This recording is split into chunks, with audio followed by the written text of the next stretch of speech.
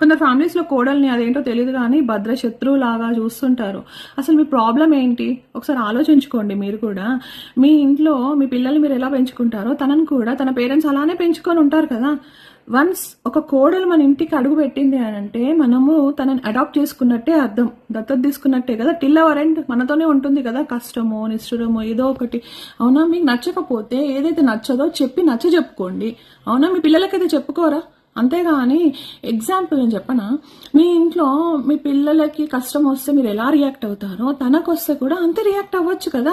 ఎలానా కావచ్చు, లైక్ ఫినాన్షియల్గా, మెంటల్గా, మోరల్గా అన్ని రకాలుగా సపోర్ట్ ఇవ్వచ్చు కదా. మీకు ఏం నష్టం అవుతుంది? మంచి పేరు మీకే కదా. మధ్యలో వెళ్ళిపోయేది కాదు కదా తను. పిచ్చి పిచ్చి వేషాలు వేస్తేనే వీళ్ళ మధ్యలో వెళ్ళిపోయే వాళ్ళు కొందరు ఉంటారు కదా, కొన్ని కేసెస్. అది వేరనుకోండి.